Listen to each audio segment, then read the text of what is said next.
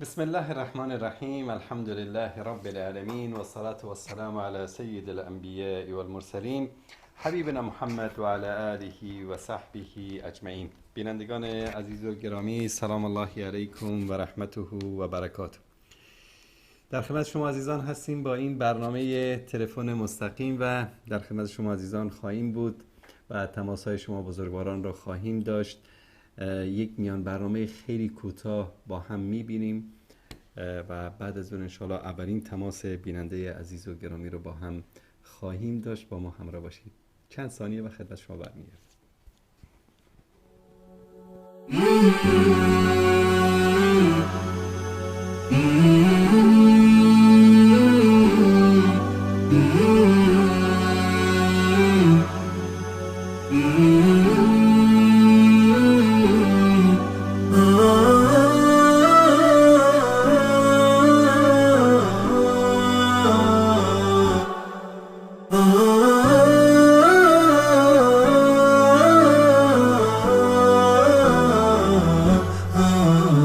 نداء الحق صوت قد شجاني وبلغني الحقيقة والأماني وكان لي السبيل إلى المعالي ونورا للهداية والبيان.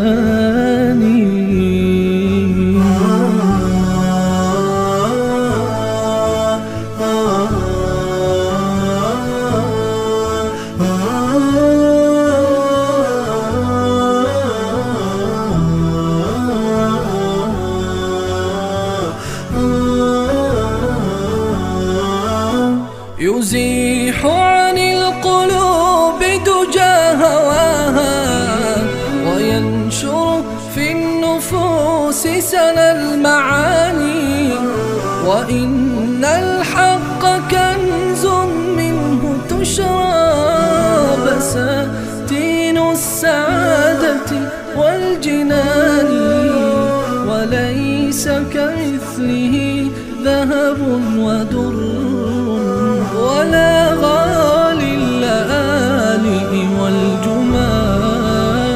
نداء الحق صوت قد شجاني وبلغني الحقيقة والأماني وكان لي السبيل إلى المعالي.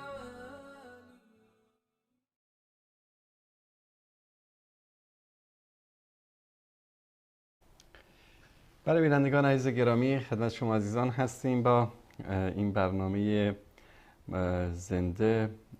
تصمیم گرفتیم اسم برنامه رو عوض بکنیم بعد از قسمت سوم. انشالله از هفته آینده تریبون آزاد خواهد بود یا منبر آزاد خواهد بود برنامه و شما عزیزان می توانید در مورد موضوعات مختلفی که دوست دارید صدایتان رو به گوش مسلمانان، به گوش حکومت‌ها یا حرف دلتان را بگویید، می توانید در این برنامه شرکت بکنید. عزیزانی که شبهه مطرح می کنند، شبهات مذهبی بیان می کنند، قضیه شیعه و سنی فلان، میتونن در برنامه اون روز که تماس بگیرن. در اونجا خیلی راحت‌تر میتونید این موضوعات رو بحث بکنید و صحبت بکنید. این برنامه رو بگذارید که عزیزان در دقایق محدودی که در خدمتشان هستیم بتونن حرف دلشون رو بزنن. سوالات شرعیتون رو سعی کنید به شکل پیام، تکست مسیج بفرستید به همین واتساپ. انشالله دوستان جواب میدن سوالات شرعی شما رو. اولین تماس رو میگیریم. بیننده که خیلی با اصرار چند بار تماس گرفتن. بیننده گرامی سلام علیکم، بفرمایید. سلام علیکم، بفرمایید. خب این عزیز ما مثل اینکه تلفنشون مشکل داره. دوستانی که میخوان تماس بگیرن، این شماره‌ای که زیرنویس شده رو مانیتور تلویزیونتون، این شماره رو حفظ بکنید، ثبت بکنید در تلفنتون به اسم مثلا برنامه زنده ندا تیوی و بعد از اون میتونید تماس بگیرید و صحبت بکنید. بیننده گرامی سلام علیکم، بفرمایید. و علیکم السلام و رحمت الله. سلام علیکم و رحمت الله. استاد خوب هستید؟ ناظر علیکم السلام و رحمت الله و برکاته. بفرمایید برادر عزیز. استاد آیدی یک مسئله گفتم از شما پرسان شوم. بفرمایید. استاد برای مثال بعضی ممالکی هستند که مردمش مسلمان هست اما دولت دموکراسی است. بله. نمیگذارند که در حکومت با ریش گویم در حکومت کار کرد. بله. ما مجبور هستیم که ریش خود را کوتاه کنیم و یا اینکه با پاکیزگی گرفته در حکومت کار کنیم. در این مسائل که کم تر صحبت میکرده. باشه چشم در این مورد صحبت میکنم. زنده باشید. خیرم استاد. سلامت باشید. تشکر از این بیننده عزیز و گرامی. تماس بعدی. سلام علیکم بیننده گرامی، بفرمایید. سلام علیکم السلام. علیکم و رحمت الله. علیکم السلام. سلامت باشید، زنده باشید، بفرمایید. من یک سوال داشتم. بفرمایید.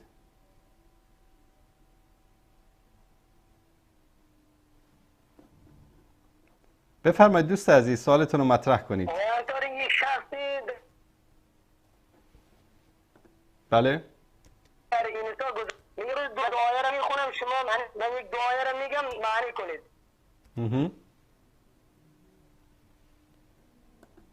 یه لحظه.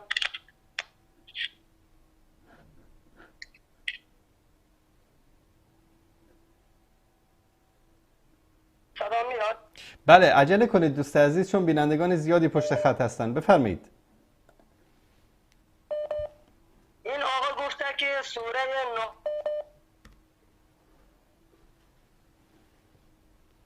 نازلات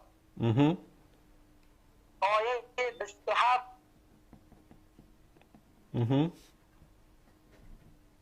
تا 30 خب میگه که خداوند گفته که اول آسمان را آفرید بعد زمین رو. سوره بقره آیه 29. کدام سوره؟ سوره نازلات آیه 27 تا 3. خب گفته که اول آسمان را آفریدم بعد زمین رو. درست. بعد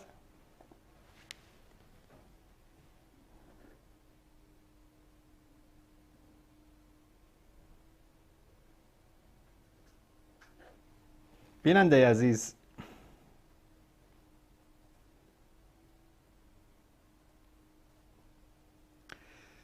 دوست عزیزی که بیننده عزیز برای چند ثانیه صدای شما قطع شد. نازعات 27 بعد از اون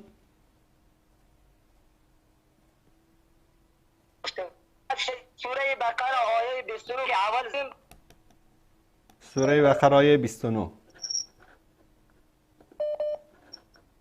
خب بقره 29 آیه درست. سوره بقره آره این رو کنید سوره نازل. خب چی است؟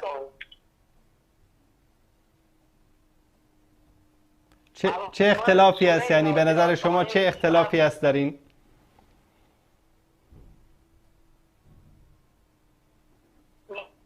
الان من نمیدونم، علم زیاد ندارم که میخوام در مورد آیه قرآن یک چیزی بگم. الان شما که میدونید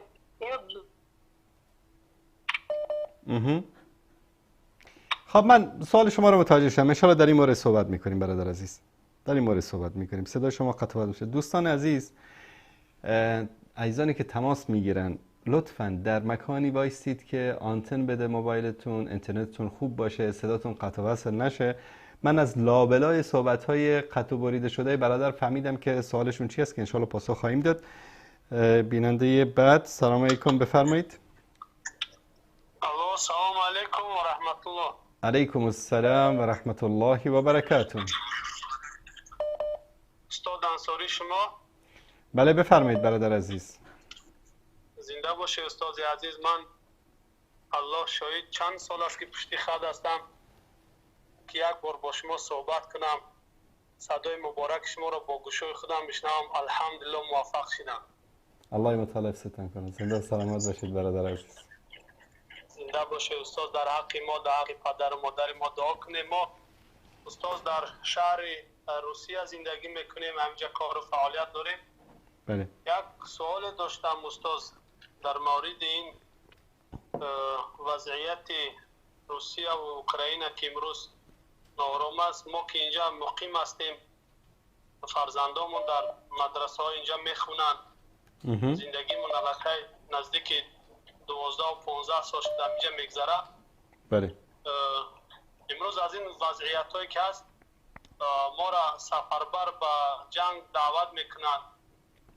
مسلمانی که اونجا اشتراک میکند حکمش چی است؟ اگر نرای شاید زندانی کنند، اگر بروی ما نمیدونیم اونجا چگونه این اسلام اینا چگونه میبیند.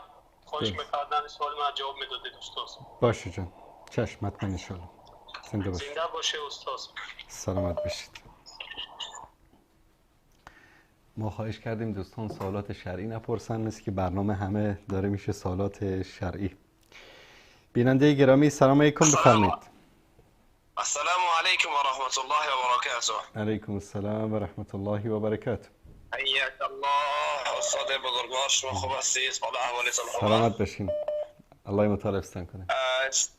سلام علیکم. من میخواستم در مورد برادران، در مورد سلفیت صحبت بکنم و بیشتر مردم فکر میکنن که کسانی که پیروان قرآن و سنت هستن و خود را سلفی میدانن بس مذاهب چهارگانه را قبول ندارن. این گونه فکر میکنن، در حالی که همه سلفی ها پیرو چهار مذاهب اهل سنت هستند، زیرا که خداوند هم در قرآن، البته سلفی های واقعی، خداوند هم در قرآن فرموده فاسألوا اهل الذکر ان کنتم لا تعلمون. پس از آگاهان، پس از علما بپرسید اگر نمیدانید. در هیچ جای قرآن خدا اشاره نکرده فاسألوا اهل المذهب ان کنتم لا تعلمون، پس از یک مذهب بپرسید. ما سلفی ها پیرو قرآن و سنت تعصب بر یک مذهب ندارن. ما همه آنهایی که در فقه و در عقیده از چهار ائمه پیروی میکنن ما آنها را سلفی میدانیم، چنانکه پیامبر صلی الله علیه و فرمودند خیر القرون من ثم الذين يلونهم ثم الذين يلونهم، بهترین قرن من است، سپس تابعی و اتباع تابعی را اشاره کردند. این چهار ائمه اهل سنت هم سلف صالح امت هستند و کسی که از اینا در فقه و در عقیده پیروی میکند بدون شک سلفیت، به شرطی که در عقیده اشعری و ماتریدی نباشد. شیخ شما در مورد سلفی ها صحبت بکنید، تا زیرا که هنوز هم مردم سلفی ها را با تکفیری ها قاطی میکنند. من میخواستم شما در این مورد مختصر برای مردم صحبت بکنید، که اکثر مردم شما را دوست دارن و گوش میدهند. شما تا برایشان ثابت بکنید سلفی ها از تکفیری ها فرق دارند. من این خواهش را از شما داشتم شیخ بزرگوارم. چشم، حتما ان شاء الله در این مورد صحبت میکنیم. خداوند نگهدارتون باشه. در مورد من دعا بکنید. الله نگهدار شما باشه. زنده و سلامت باشید برادر عزیز.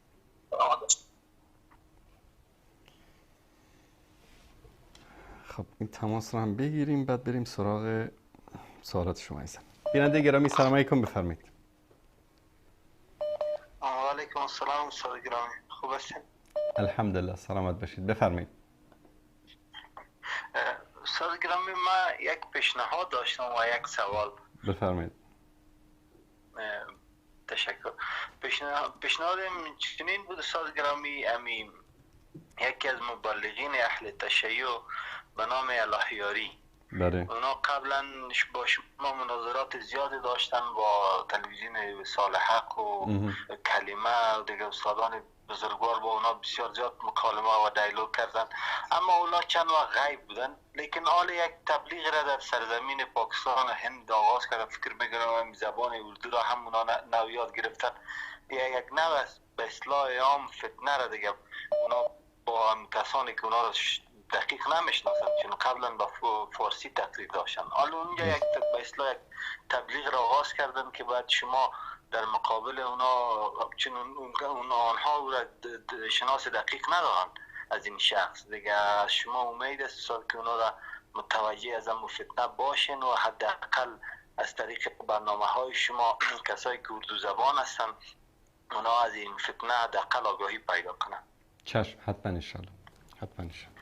و یک سوال داشتم استاد در مورد موضوع تحریف قرآن.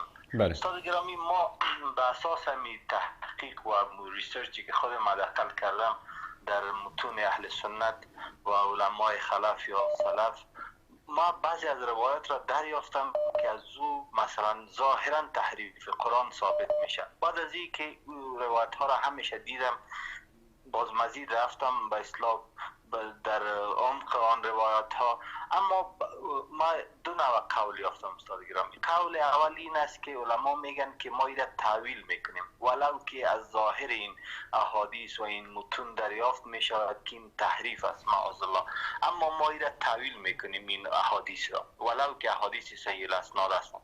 اما برخی از علما به این نتیجه هستند که نه خیر، ولو که اسناد این احادیث صحیح است و تمام رجالشان رجال صدوق و صادق هستند، ما اصلا این روایات را قبول نداره. مثلا یکی از این روایات نمونه اگر بفرمایید. مثلا یکی از روایت از اینا که در چی است، در روایتی است که از حجره عایشه رضی الله تعالی عنها صحیفه یا بخشی از قرآن که اونا در تدفین، فکر میکنم می در ابو داود است، در چندین کتب است، یک بخشش ابو داود است، وقتی که حضرت عایشه رضی الله عنها در دفن یا جنازه پیامبر اسلام رسول الله صلی الله علیه و سلم مصروف بودن، گویا بز آمدن و از اونو بخشی از قرآن که نوشته شده بود در ریاب برگ بود، هر چیزی که بود خورده شد. و یا حتی در دوران حضرت عثمان رضی الله عنه که صحیفه قرآن و قرآن جمع‌آوری شد، به حضرت ابن مسعود رضی الله عنه گفته شد که خودت دمو قرآن را که جمع‌آوری کرده بودی او را بسوزان. ولی خودش مخالفت کرد که ما آماده نیستم صحیفه که گویا که من چیزی را که من جمع کردم او را بسوزانم دیگه. حال دقیقاً خب در بسیار الان مثلا روایت اولی که شما فرمودین، این روایت صحیح هست، چون در آن زمان آیات قرآنی بر روی پوست نوشته میشد، بر روی برگ درختان نوشته میشد، بر روی چوب نوشته میشد و بز حیوانی است که اگر دیده باشید پارچه را میخوره، برگ درخت میخوره، هر چیز رو هر جا دید میجوه. درست است یا نه؟ اما در هیچ جای این روایت نگفته که آیاتی رو که اون بز خورد این آیات فعلا در قرآن نیست. بله، این قضیه فقط قضیه خوردن است. دشمنا به خاطر اینکه بگن آها ببینید این قرآنی رو که مسلمان ها میگن اینو بز خورده، یک قسمتش رو بز خورده، به خاطر همین این مفقود است. اینطوری نیست. ببینید قرآن قبل از این که نوشته بشه در صحائف، در پوست، در برگ، در تنه درخت، در چوب، این چیزا قرآن رو حفظ میکردن صحابه. تنها کتاب آسمانی است که سینه به سینه به ما رسیده است. و آنچه که در زمان حضرت عثمان اتفاق افتاد، عده‌ای آمده بودن احادیث را، تفاسیر قرآن رو در کنار آیات نوشته بودن و هر کس برای خودش یک مصحفی داشت. به خاطر که از یک فتنه جلوگیری بشه، حضرت عثمان حفاظ قاریان قرآن رو جمع کرد، مصاحف رو جمع کرد، طوری که بر پیامبر نازل شده بود تدوین کردن، 4 تا آماده کردن و همه صحابه اوکی کردن، رأی دادن که درست است. حضرت علی گفت درست است، زید ابن ثابت گفت درست است، همه اینو اوکی کردن. بعد از اون این 4 قرآن شد 4 تا مصحفی که به نام مصحف یکیش در مدینه بود، مصحف مادر میگفتن و به اکناف عالم اسلامی فرستاده شد که مسلمان ها در خواندن قرآن دچار مشکل نشن. چون بعد از فتوحات حافظان قرآن کم شده بودن، مردم قرآن رو هر کسی از هر جایی که میشنید مینوشت و حفظ میکرد، به خاطر که این مشکل. بعد از اون فرمودن که غیر از این 4 مصحف هر کس هر چی نوشته آتیش بزنه. آتیش زدن به معنی این نبود که خدای نکرده توهینی به قرآن باشه. آتیش زدن به معنی این بود که فتنه ایجاد نشه. من در برنامه دیگری هم گفتم اگر اینا رو دفن میکردن، حالا امروز مثلا باستان شناسا می اومدن از زیر زمین، بله ما یه قرآن جدید یافتیم که 4 تا آیه اضافی توش هست. به خاطر اینکه این فتنه ایجاد نشه، امر کردن که اینها رو آتیش بزنن و هیچ اهل سنت قائل به تحریف قرآن نیستن ابدا.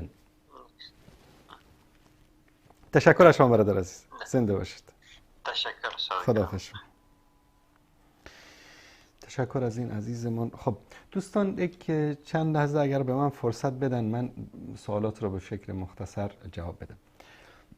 دوست عزیزی در اینجا فرمودن که در سوره نازعات آیات 27 تا 30 و سوره بقره آیه 29 در اینجا دشمنان اینطوری وانمود میکنن که در اینجا تعارض وجود داره بین آیات. در یک جا گفته که زمین اول ساخته شده، در جای دیگه گفته آسمان بعد از زمین ساخته شده و در جای دیگه گفته نه زمین بعد از آسمان ساخته شده.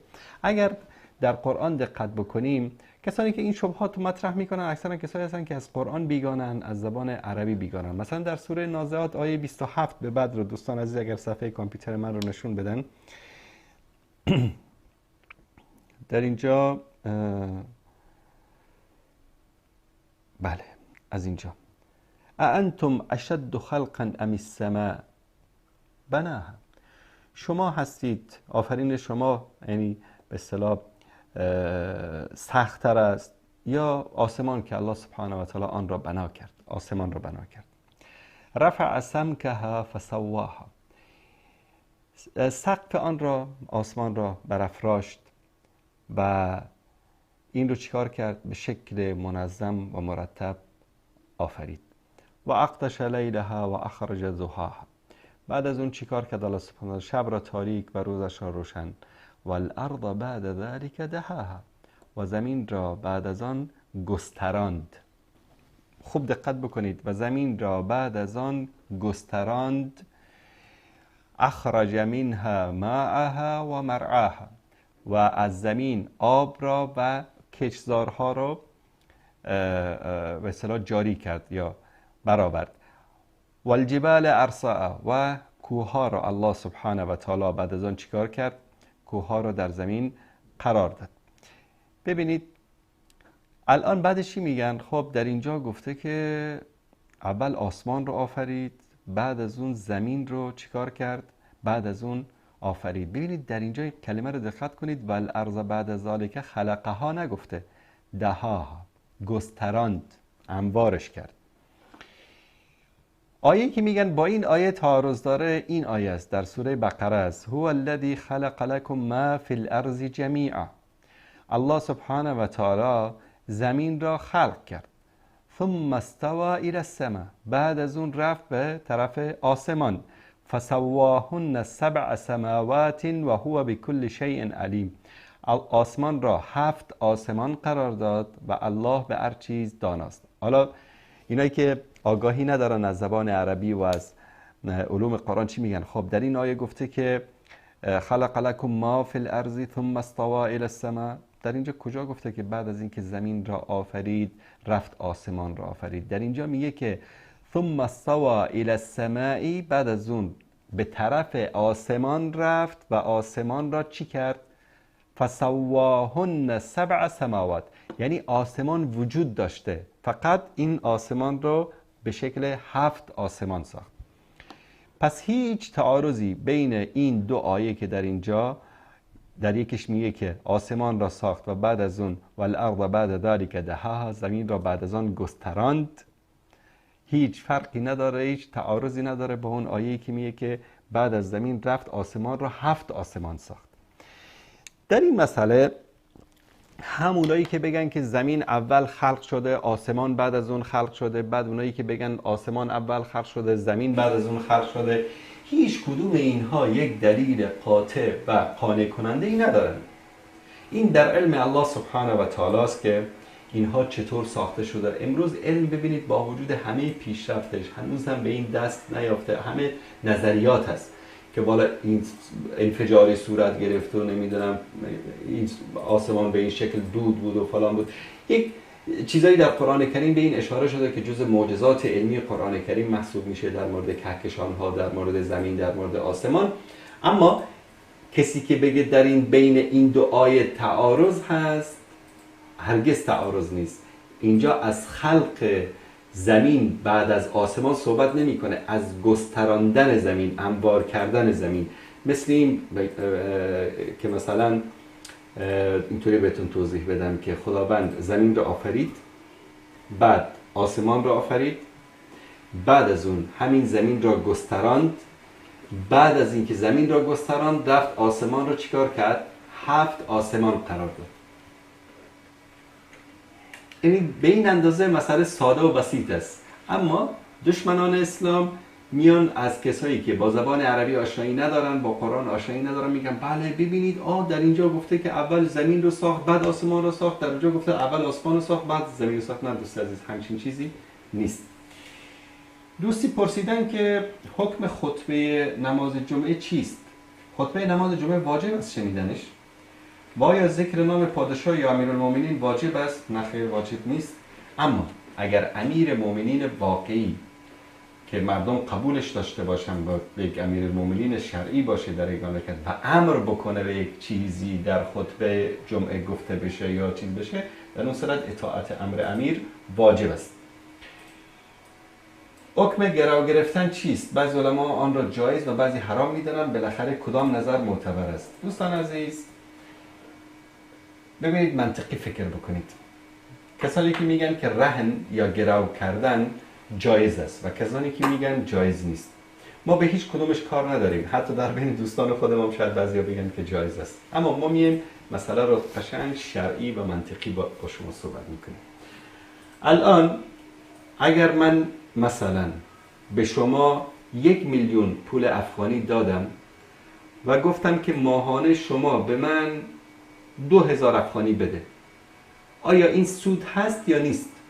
هر انسان عاقل مسلمانی میگه سود است، این حرام است.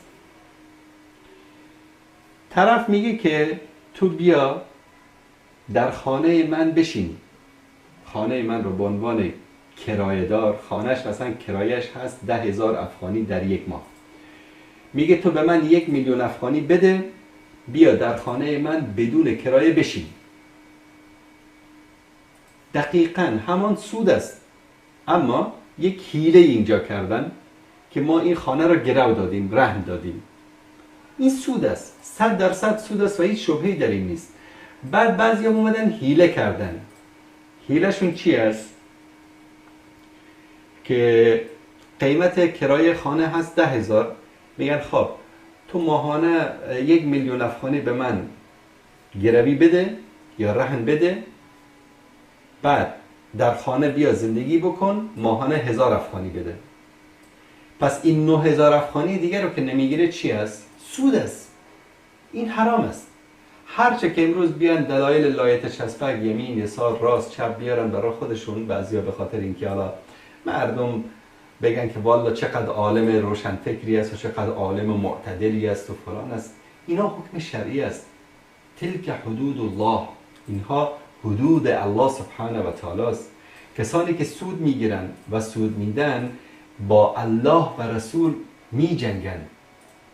یعنی آیا میتونه یک انسان ضعیف با الله و رسول بجنگه؟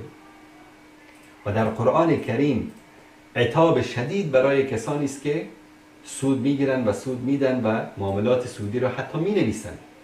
پس به همین دلیل سود دادن و سود گرفتن یکی از اشکالش که امروز در جوامع مسلمان ها متاسفانه بعضی از علما فتوای جوازش رو میدن، همین قضیه رهن گرفتن است که رسول الله صلی الله علیه و سلم در حدیث صحیح میفرمایند که هر معامله‌ای، هر قرضی که نفعی داشته باشد به طرف، این سود حساب میشه. ببینید رهن شرعی چی است؟ من میام مثلا از پیش شما زمین شما رو میگیرم برای کشت و زراعت، تجارت میکنیم، میگیم من زمین رو از شما میگیرم، کشت میکنم، زراعت میکنم، من و شما در سودش 50% شریک خواهیم بود.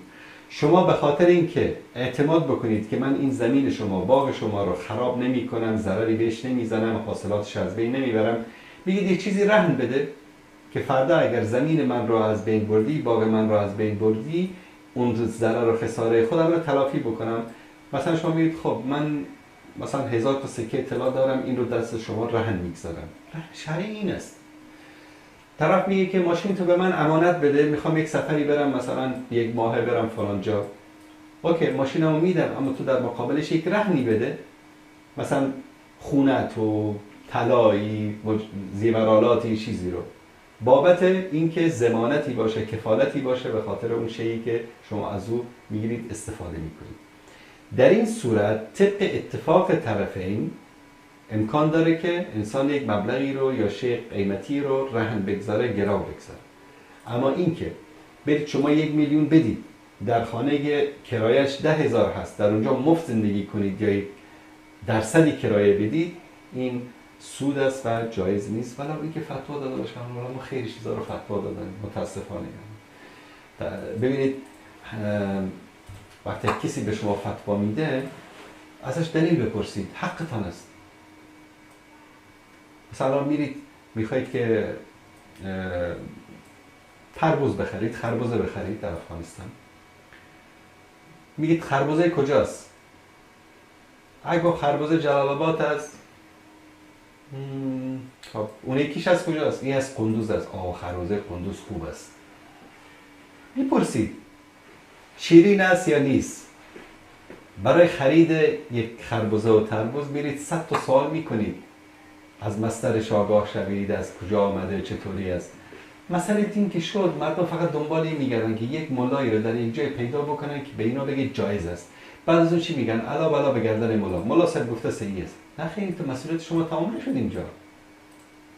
اولا سوال کردن باید از علمایی باشه که تقوا پرهیزگاریشون مورد تایید امور مسلمان ها باشه، عالم باشن، واقف باشن به امور شریعت. نه اینکه مثلا هر کسی که پیش روی شما آمد، پیش آمد، خوش آمد، ازش فتوا بگیرید و بعد بگید که ملا صاحب گفته دیگه خلاص تمام شد. نه، مسئولیت تمام نمیشه در اینجا. باید سعی کنید، جستجو کنید، تلاش بکنید. یک تماسی از آلمان بود، موضوع میخوام قطع شد. دوستی نوشتن در فابریکه کار میکنم که معاش ماهوار برای میدهد، اما من میخواهم در بدل هر جنسی که به فروش میرسانم برایم یک مقدار کمیشن نیز بدن. آیا این برایم جایز است؟ بله. مثلا صاحب کار شما میگه که حقوق شما ماهانه $1000 است و اگر شما مثلا در یک ماه 10,000 $20,000 جنس فروختی، برای شما از این جنس 1% یا 2% یا 5% کمیسیون یا کمیشن یا هدیه یا علاوه یا هر چیزی که از به شما میدهیم جایز است، این مشکلی ندارد. به شرط این که شرطی نباشه در اون که دروغ بگویید، فریبکاری بکنید که فروش بیشتر بشه و بعد از اون در مقابلش کمیسیون بگیرید. نه، اینطوری نیست. دوست عزیزی نوشتن حکم القای ذکر چیست و در مورد اینکه آیا طریقه نقشبندی برحق است. ببینید ما یک فرمول کلی رو خدمت شما عزیزان عرض می‌کنیم. هر عبادتی که ذکر کردن عبادت است، ذکر دست جمعی حلقه‌ای جمع بشن، ها هو سر و صدا را بندازن، خیزک و جستک بزنن، دیسکو و رقاصه‌گری، اینا در شریعت نیست. ذکر سنت است. الله سبحانه و تعالی می‌فرماید که الا بذکر الله تطمئن القلوب، به ذکر الله سبحانه و تعالی است که قلب‌های ما آرام می‌گیره. و در قرآن کریم در جاهای مختلف به ما امر شده که اذکروا الله، الله سبحانه و تعالی را ذکر بکنید. یا اینکه در مورد تسبیح گفتن الله سبحانه و تعالی، یاد الله سبحانه و تعالی، استغفار، همه اینا در قرآن کریم هست. اما اینکه به شکل دست جمعی باشه، در حلقات باشه، در شب‌های مشخص باشه، در روزهای مشخص باشه، اینها بدعت است، جایز نیست. ببینید برای هر عبادت ما به 2 چیز نیاز داریم. یکی نیت و اخلاص، هر دوش با هم، نیت و اخلاص نیاز داریم. یکی دیگه طبق دستور الله و رسول باشه. امور عبادی امور توقیفی است. توقیفی به این معنی که عبادت رو باید به شیوه و طریقه انجام بدید که الله و رسولش گفته. مثلا الله گفته روزه رو در ماه رمضان بگیرید. آیا امکان داره شما روزه رو 1 روز قبل از رمضان یا 1 روز بعد از رمضان بگیرید؟ هرگز امکان نداره. شما در روز عید اگر روزه بگیرید گناهکار شدید. آیا حج امکان داره که وقوف عرفات که اصل حج است روز 8 یا روز 10 صورت بگیره؟ نه. چرا امکان نداره؟ آیا امکان داره مقدار زکات 2.5% نباشه، 3.5% باشه یا 1.5% باشه؟ نه، امکان نداره. آیا امکان داره نماز صبح 2 رکعت باشه فرضش؟ بله، چون پیامبر صلی الله علیه و آله گفته. اما آیا میشه که مثلا ما 3 رکعت بخونیم چون ثوابش بیشتر بشه، 4 رکعت بخونیم چون خیلی ثواب بگیریم؟ نه، نمیشه. اینا همه امور توقیفی است. توقیفی به این معنی که الله و رسول اینها را تعیین کردن. شما نباید نه کم نه بیش، به همون اندازه‌ای که گفته شده، به همون شکلی که گفته شده باید انجام بدید. برای عبادت اولا نیت و اخلاص نیاز است. ثانیاً برای عبادت باید دلیل از قرآن و سنت داشته باشید. هر عبادتی که دلیل از قرآن و سنت نباشه جایز نیست، حرام است، بدعت است، بعضا انسان رو به سرحد کفر و شرک هم میرساند. حلقات ذکری که به نام نقشبندیه و سهروردیه و نمیدونم قادریه و جیلانیه و فلان، اینا این حلقاتی که درست کردن، اینا همه بدعتایی است که 400 سال، 500 سال، 300 سال، 600 سال، 800 سال، 1000 سال بعد از وفات پیامبر صلی الله علیه و سلم احداث شده. ولو که نیتشون خوب باشه، ولو که نیتشون عبادت باشه، همونطوری که فرمودیم در فرمولی که ما داریم برای عبادت این است که طبق فرموده الله و رسول باشه. قل ان کنتم تحبون الله فاتبعونی یحببکم الله. ما خدا رو ذکر میکنیم، ذکر خدا، ما عاشق خدا هستیم، ما عاشق.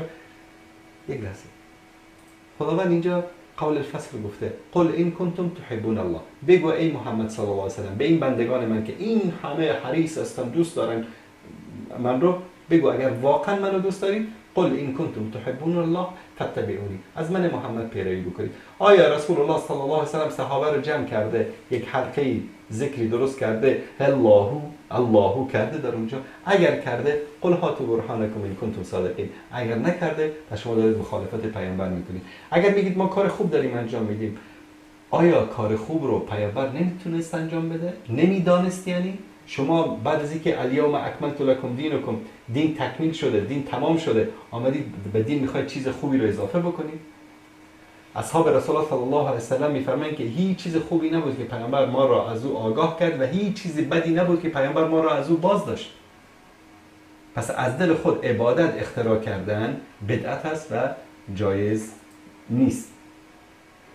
انجام رفع الیدین در مسجد برای مشکل خلق میکند. نکن. تو رفع الیدین بکنی یا نکنی در نماز تو هیچ مشکلی ایجاد نمیشه. سنت است، سنت مؤکده نیست، واجب هم نیست، فرض هم نیست. دلت خواست بکن، دلت خواست نکن. حدیث صحیح و صریح از پیامبر است که کرده، بعضی توجیه میکنن که منسوخ شده، اما اصل بر این است که نه، منسوخ نشده و هست، سنت است. کردی خوب، نکردی نماز تو قبول است، هیچ مشکلی برات ایجاد نمیشه. حتی در جایی که میترسی که در اونجا رفع الیدین آمین به جهر برای تو مشکل ایجاد میکنه، فتنه ایجاد میکنه در بین مسلمانان، ترکش کن. ببینید برای شما یک حدیث رو میگم. همیشه دوستانی که سلفیای دو آتشی متعصب که داستانی رو برای دوستان ذکر کردن در یکی از برنامه، یک از این سلفی‌ها وقتی که آمریکا با 40 تا کشور صلیبی آمده بودن افغانستان رو اشغال کرده بودن، از کابل به من زنگ زد، استاد محترم خیلی امروز وضع ما خوب است. خب چی شده وضع خوبه؟ ما الان آزادانه داریم در مساجد رفع الیدین میکنیم. گفتم خاک تو سر، در بگرام مردها رو رفع رجلین کردن، شما در فکر رفع الیدین هستی. انسان تا این اندازه گوساله باشه، با عرض معذرت، که وطن تو اشغال شده، دین تو در خطر است، اسلام تو در خطر است، تو در فکر این هستی که بله ما رفع الیدین میکنیم. بدبختی مسلمان‌ها در اینجاست. این پوست رو اهمیت میدن، از مغز هیچی خالی است. اسلام توحید است، اسلام خداپرستی است، اسلام جهاد است، اسلام در مقابل کفار ایستادن است، اسلام ساختن حکومت اسلامی است، اسلام رفاه بشریت است، اسلام توحید است، یکتاپرستی است، اسلام ایستادن در مقابل ظلم و ستم است، اسلام عدالت است. آقا این کل اسلام را خلاصه کرده در رفع الیدین آمین بالجهر. معاذ رضی الله تعالی عنه از طرف پیامبر امام تعیین شد در یکی از روستاهای اطراف مدینه. رکعت اول سوره بقره را خواند، رکعت دوم سوره آل عمران را خواند. مردم اون روستا همه کشاورز و مالدار بودن. اومدن اون به پیامبر شکایت کردن، یا رسول الله این چه وضعشه؟ ما 6 ساعت نماز خوندیم، نماز عشا رو. پیامبر صدا کرد معاذ، افتانون انت یا معاذ؟ آیا تو فتنگری ای معاذ؟ سبحان الله. آیا قرآن کریم خواندن در نماز سبب فتنه میشه؟ بله.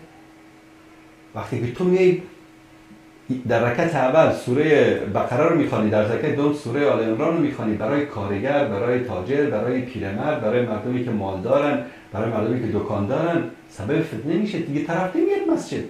تو مردم از دین بیزار کردی. درست استفاده نکردن ابزار دینی هم سبب فتنه میشه.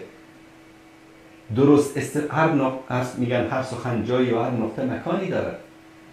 قرآن رو تو اگر که بخوای، معاذ چی فکر میکرد؟ فکر میکرد که مثل که در مسجد النبی پیامبر در یک رکعت مثلا 2 جز 3 جز قرآن رو میخونه، صحابه آرزو میکنن ای کاش این تلاوت ادامه پیدا بکنه. خب اینا رو مقایسه کرده بود با کی؟ اهل اون روستا رو مقایسه کرده بود با اصحاب پیامبر، با یاران، با دوستانش، با ابوبکر و عمر و عثمان و طلحه و زبیر. با اینا فرق میکنه انسان ها. گاهی اوقات بعضی از ما انقدر سطحی نگر هستیم، انقدر سطح اندیش هستیم، انقدر در مسائل فقهی و پابندی و تشدد بیجا داریم که الا و بالله که من باید برم اونجا رغم انف احناف برم رفع الیدین و خیلی هم غلط میکنی. تو با این کار سبب فتنه و آشوب میشی. وانگهی نماز تو درست است با رفع الیدین و بی رفع الیدین. بیاید یک از علمای سلفی بگه که آقا نماز بدون رفع الیدین جایز نیست، هیچ کسی اینو نگفته. و بیاد یکی از علمای احناف، علمای باقی، بگه که نماز با رفع الیدین جایز نیست. همچین کسی اینه که بازار دین رو گرم کردن، خاصن صوفیای مزخرف سیفی که دارن، اینا دکاندار دین هستن. حرفا اینا رو گوش نکنید. عالم باقی رو برید بپرسید که در مورد رفع الیدین آیا باطل است، جایز نیست، حرام است؟ میگه نه، سنت پیامبر رو سماع نکنید. شما حنفی هستید، نکنید. و پیش اون سلفی واقعی اگر شما بگید که اگر رفع الیدین نکردی نمازم باطل میشه، میگه نه، باطل نمیشه، نماز درسته. اما اگر که کردی، مطابقت از یک از سنت‌های پیامبر کردی، با اجر و پاداش بردی.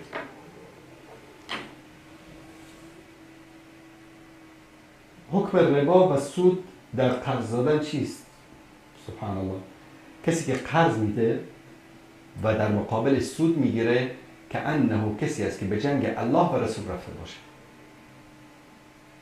کمترین گناهش این است که انه با مادر خود زنا کرده باشه. پس سود گرفتن در حالت از قرضدار جایز نیست و این حرام است. سود همین است دیگه، ربایی که حرام است همین است.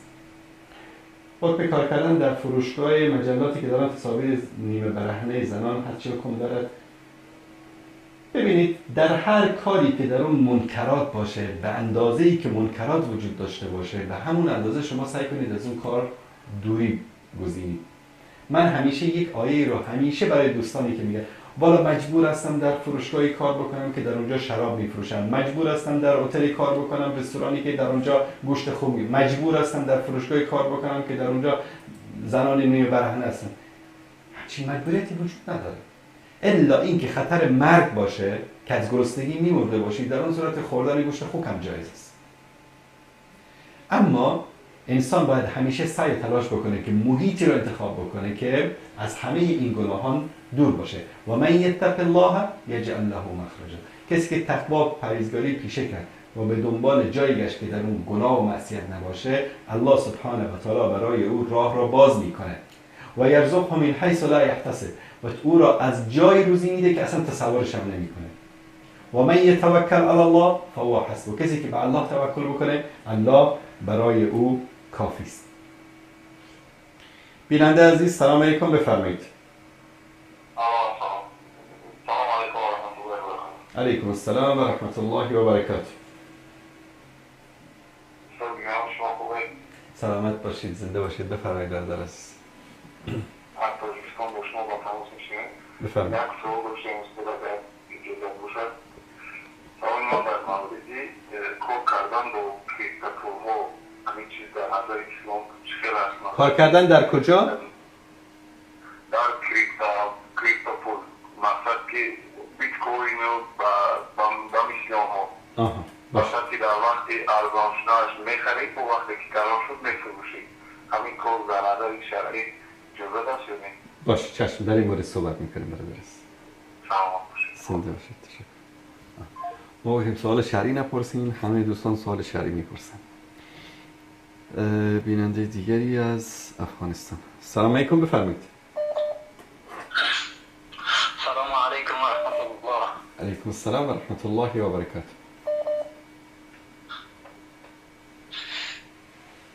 شب شما بخیر استاد محترم، ان شاء الله خوب هستین؟ سرتون خوب؟ سلامت باشید برادر عزیز. زنده باشید. بفرمایید. محترم احمد سورا هستم از افغانستان با شما تماس داریم. احمد سورا برادر عزیز بفرمایید. سوال گرامی می بیشتر همین صفحه شما را فهمیدی چه نمیداد، تصویر همشان نمیداد، نمیم چه مشکل بود؟ شاید دوستان بررسی بکنن، شاید مشکلی باشه، انشاءالله حل میکنن. تشکر از اینکه تذکر دادید برادر. سلامت باشید استاد. یکی هم کمی بابت این برنامه‌تان بیشتر روی این شبهات منکرین حدیث، کسانی که کمی فعلا در عبا و قبول مجاهد و فامید ملا و دعوتی فامی خلق. بله. یک قلیب اختار میدونن برنامه‌تان امید این مورد بسیار تمرکز بوده که بیشتر جوان‌ها به این مرض مبتلا هستند. سبب اینمی شبهات اینمی عده از کسایی که خدا در لباسم تشکیل داده. درست. چشمان روزهای سه‌شنبه که عادتاً برنامه آن روزی که در این مورد هست انشاءالله همچنان ادامه خواهد داشت برادر عزیز. تشکر از شما. خیلی ببینیم سلام باشین. سلام باشید. تشکر از شما. بارک الله فیکم. بیننده پرسیدن که آیا شیعه کافر است؟ اگر کافر بگوییم گناه دارد. ببینید شیعه به معنی شیعه کافر نیست. کسی میخواد قبول بکنه، کسی میخواد قبول نکنه. من این مذهب من و این رأی من بوده از روز اول، از سال اولی که من در رسانه ها ظاهر شدم، از سال 2010 11 به این طرف همیشه رأی نظر من این است که شیعه کافر نیستن. عموم شیعه کافر نیستن و حکم کفار بر بالای اونها اجرا نمیشه. ببینید تکفیر کردن یک امر ساده نیست. وقتی شما کسی رو کافر گفتی یعنی مالش جانش مباح است. این خیلی خطرناکه. عموم شیعه کافر نیستن. اگر ما بگیم که خب شیعه که شرک می‌ورزه، صراحتاً شرک می‌ورزه، از غیر خدا میخواد، به قبر سجده میکنه، به قبر طواف میکنه، قائل مثلا به این است که امامان مسیطر هستن، امامان خالق و رازق هستن. خب ما همین مشکل رو در بین اهل سنت هم داریم. مگر ما اهل سنتی نداریم که به قبرها طواف میکنن؟ مگر ما اهل سنتی نداریم که به قبر سجده میکنن؟ شما برید یک بار در سخیجان در مزار برید ببینید که اونجا اهل سنت چیکار میکنن. در قبر عبدالقادر جیلانی برید که ببینید اهل سنت در اونجا چیکار میکنن. در این زیارت هایی که در پاکستان هست برید ببینید که اهل سنت در اونجا چیکار میکنن. این نیست که ما بگیم یک اسم مهم باشد که شیعه کافر از سنی مسلمان است. نه اینطوری نیست. ما اعمال مهم هست، اعمال معیار است. این نیست که والا فلانی سید است مستقیم میره به جنت، یا فلانی مثلا سنی است میره به بهشت و اون که شیعه است میره به جهنم. نه اینطوری نیست. معیار اعمال است، معیار عقیده است، معیار عمل کردن به لا اله الا الله است، معیار توحید و یکتاپرستی است. طرف شاید اسم شیعه باشه، اما اگر که شیعه موحد باشه، شرک نورزه، به قرآن رو قائل به تحریفش نباشه، علی رو بر پیامبر افضلیت نده، در این صورت این شیعه از خیلی از سنی‌ها کرده بهتر است که به قبر نظر میکنن، طواف میکنن، سجده میکنن. اسم مهم نیست. این مهم است که اعمال و عقیده و توحید و یکتاپرستی در چه میزان و درجه قرار باشه. من یک بار صحبت کردم 8 سال پیش، نمیدونم شیخ بن جبرین گفته که شیعه کافر است. شیخ بن جبرین اشتباه کرده. شیخ بن جبرین خدا نیست، پیغمبر نیست، اشتباه کرده. و من روی حرفم وایسادم از روز اول تا حالا که شیعه کافر نیست. چون خیلی شیعیانی رو من دیدم که موحد هستن، شرک نمی‌ورزن، اما شیعه. ما خودمون در تاریخ اسلامی حتی در بین روات احادیث در کتب صحیحمون کسانی داریم که بهشون میگن شیعه. اما شیعه به معنی این که اعتقاد داشتن که علی بر عثمان افضلیت داره. فقط در این اندازه بود. توحیدشون توحید ماست، دوری از شرکشون همون گونه که اعتقاد اهل سنت است، قائل به تحریف قرآن نیستن، به ام المؤمنین عایشه صدیقه رضی الله تعالی عنها تهمت نمیزنن. اینا هیچ فرقی ندارن. من یک جمله یک وقتی گفته بودم، هر شیعه‌ای که بگه که شیعه بودن یعنی این که من پیرو اهل بیت پیامبر هستم و اهل بیت پیامبر رو دوست دارم، پس همه اهل سنت اهل بیت پیامبر رو دوست دارن و از اهل بیت پیامبر پیروی هم میکنن. و اگر یک شیعه بگه که من شیعه هستم، پیرو قرآن هستم و پیرو سنت پیامبر هستم، پس همه شیعه هم سنی هستن. با این اسمها مسلمان ها رو زدن، از هم دیگر جدا کردن. اسم مهم نیست. در زمان پیامبر فرقه به نام شیعه و فرقه به نام سنی نبود. در زمان ابوبکر و عمر و عثمان و حتی در زمان علی فرقه به نام شیعه و سنی نبود. چی میگفتن؟ اینا شیعیان معاویه هستن، اینا شیعیان علی هستن، اینا شیعیان طلحه هستن، اینا شیعیان عایشه هستن. شیعه یعنی چی؟ یعنی پیرو. یعنی با اینا محشور بودن، از اونها پیروی میکردن، از اونها حرف شنوی داشتن. آهسته آهسته دشمنان اومدن این فاصله ها رو بین امت اسلامی بین اسما زیاد کردن. بعد اومدن صفوی‌ها در دوران صفوی، مثلا همین ملا باقر مجلسی که اکثر خرافات شیعه رو من برای شما از اون نشون میدم، این ملا باقر مجلسی در زمان صفوی‌ها اومد این بهارالانوار رو نوشت، این همه خرافات رو داخل مذهب کرد. اکثرا این خرافاتی که و خزعبلات و شرکیاتی که در بین شیعیان امروزی رایج هست در شیعیان اول نبوده، بعدن اومدن اضافه کردن. همانطوری که به نام اهل سنت، اون روز یک جماعتی رو دیدم چی میگن؟ ما از اهل سنت و جماعت هستیم، بعد به یکی دیگه اینم از اهل سنت و جماعت هست. تعجب کردم، یعنی بقیه مسلمان اهل سنت و جماعت نیستن. آخر فهمیدم که اینا بریلوی هستند. یک فرقه ای که در بین اهل سنت هست که از شیعه بدترن در شرک گمراهی. اینا خودشون رو اهل سنت و جماعت میدونن. اسم مهم نیست، عمل مهم است. عمل به قرآن، عمل به سنت واقعی، دوری از شرک، دوری از خرافات، اینها مهم هست. آیا تقلید از مذهب واجب است؟ ببینید تقلید واجب است بر کسی که علم نداره، بر کسی که احکام رو نمیتونه از شریعت استنباط بکنه، بر او واجب است که تقلید بکنه. اما تقلید از یک مذهب معین، از یک شخص معین، این باطل است. و تعصب داشتن بر تقلید از یک شخص معین، یک مذهب معین، این باطل است، جایز نیست، حرام است.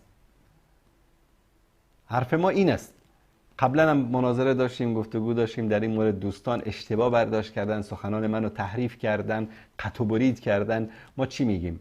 تقلید بر یک عامی که خواندن و نوشتن بلد نیست بره از یک مذهبی تقلید بکنه، از یک امامی تقلید بکنه، از امام مسجدش تقلید بکنه، از ملای شهرش تقلید بکنه، نه تنها جایز بلکه واجب است. اما آیا بر این عامی واجب است که از شخص معین و مذهب معینی بعد از این که دلیل برای او آشکار شد کسی دیگری آمد گفت که والا این که تو پیروی میکنه از این شخص به این دلیل حرفش درست نیست و برای این طرف ثابت شد که حرف این شخص دومی درست است، حالا از کی پیروی بکنه؟ تعصب داشته باشه بر همان شخص؟ نه. مشکل ما با عوام نیست. قضیه تقلید مذاهب و این فتنه‌ای که امروز به نام مذهبی و غیر مذهبی برای انداختن، این مشکل عوام الناس. عوام الناس بیچاره هر ملایی که سر منبر هر چی گفت قبول میکنن. مشکل در اون ملای متعصبی است که میگه الا و بالله حنفی، غیر از این قال الله و قال رسول هم قبول نداره. نمیگه قبول ندارم، عملا امینو نشان میده که قبول نداره. طرف میگیم یا انسان، ای ملا صاحب، عالم صاحب، بابا جان پیامبر اینو گفته، این حدیث صحیح است، در بخاری و مسلم است، میگه در مذهب نیامده. خاک بر سر این ملا و این عالم و این مولانا با این عقیدش، با این تقلید کورکورانش. اینو میگن تعصب. این جایز نیست. پوش کردن دندان برای منظم ساختن و یک نواخت ساختن آن چه حکم دارد؟ دندان اگر واقعا مشکل داشته باشه و نامنظم باشه، خیلی زشت باشه، خراب باشه، در اون صورت منظم کردنش، تراشیدنش، دندان به اصطلاح به شکل پوش انداختن یا قابی چیزی انداختن، این مشکلی نداره و علما در این مورد فتوا دادن. در لندن زندگی میکنم و محیط مکتب برای اطفالم نامناسب است. در کشورهای عربی چون سعودی و مصر میشه برای تربیت فرزندانم اجرا کنم؟ آیا مکاتب آنها فرزندان مرا از صنف 9 میگیرن؟ توصیه شما چیست؟ دوست عزیز، امروز مکاتب اسلامی که در لندن وجود داره در خیلی از کشورهای اسلامی وجود نداره. حقیقتش مکاتب اسلامی که برای کودکان، مدارس اسلامی که امروز در لندن وجود داره، باور با خدا بکن در عربستان سعودی هم وجود نداره. چون یک نصاب و منهج دولتی است که روز به روز بر اثر فشار آمریکا داره تغییر میکنه در اونجا. اما در مدارس اسلامی فعلا در کشورهای اروپایی وجود داره که باور کنید در هیچ کشوری که کشور اسلامی است در اصل در اونجا همچین مدارس دینی وجود نداره. من جوانهای مسلمان، کودکان مسلمان دیدم در کانادا، در آمریکا، در منظور تشویق به رفتن به غرب زندگی کردن در اونجا نیست. اما قضیه تعلیم این مشکل است که الحمدلله حل شده. در هر کشوری برید ده ها مدارس عربی از کشورهای عربی، لیبی، عراقی، لبنانی، فلسطینی، مصری، حتی مدارس عربستان سعودی، در مدارس سفارت سعودی، مدارس سفارت کویت، قطر و کشورهای مختلف هستن در اونجا. خیلی راحت میشه که چیز کرد، در اونجا تحصیل علم شرعی کرد و مشکلی هم پیش نمیاد. و این آیا من شما رو توصیه میکنم در اونجا بمانید و فرزندانتان؟ هیچ انسان مسلمانی رو من توصیه نمیکنم در کشور کفری زندگی بکنه، چون اونا طبق یک برنامه‌ای که دارن با شما کاری ندارن. میدونن که شما تغییر نمیکنید، شما همانی که هستید. اگه دیندارتر نشوید حالا کافر و بیدین نمیشید. اما کار میکنن سر نسل دوم. سر نسل دوم کار میکنن. از بین نسل دوم هم یکی خوب یکی بد، یکی خوب یکی بد. اما نسل سوم از دست میره. این رو یقین داشته باشید. اگر کار نکنن، زحمت نکشن، مثلا آیا برای عرب ها همین مشکل پیش میاد؟ نه، برای عرب ها این مشکل پیش نمیاد، چون عرب ها در هر کشوری که رفتن، شما شاهد هستید، در لندن رفتن، در پاریس مثلا هستن، در تورنتو هستن، در شهرها و ایالت های آمریکا هستن. اولین کاری که میکنن میرن یک مسجد درست میکنن، کنارش یک مرکز اسلامی درست میکنن تا اون شیرازه خانواده رو، تا اون قیم و اخلاق اسلامی رو حفظ بکنن. افغانای ما هر جایی که رفتن اولین کاری کردن یک دیسکو درست کردن، بعد در کنارش یک رستوران غذای افغانی درست کردن، بعد از اون در اونجا یک سالنی درست کردن که همین خواننده‌های لچولق به قول مردم میان در اونجا کانسرت میدن. بعدش هم چی است؟ کانسرت است و تلویزیون است و رقص است و بازی است. افغانهای ما متاسفانه و ایرانی‌ها همچنان غرب رفتن این کارا رو کردن، در حالی که از کشورهای عربی بیشتر میبینیم که در هر جایی که رفتن حتما یک اساس و تهداب یک مرکز اسلامی، یک مسجد رو در اونجا گذاشتن و این نتیجه داشته. امروز تونستن حفظ بکنن خودشان رو. اگر برای شما امکان این رو داشته باشید که در یک کشور اسلامی برید، فرزندانتون رو به شکل اسلامی تربیت بکنید، محیط اسلامی باشه، خیلی خوب است این کار رو انجام بدید. اما اگر که امکان نداشته باشه، هیچ راه چاره دیگری نداشته باشین، میتونید در مدارس اسلامی در اونجا ثبت نام بکنید که لااقل من تجربه شخصی خودم رو میگم، مثلا فرزندانتون رو سعی کنید از سن 3 سالگی 4 سالگی در مهد کودک‌های عربی بگذارید، دینشون رو یاد بگیرن. مثلا دخترم 3 ساله است، 3 و نیم ساله است، 4 سالشه، تقریبا نزدیک 4 سالشه. وقتی که با من سوار ماشین بشه اولین حرفی که میزنه بابا این چیه؟ دعای سفر. بعد زودتر از من میخونه. کجا یاد گرفتی این رو؟ در مهد کودک یاد گرفتم. العلم فی الصغر کالنقش فی الحجر.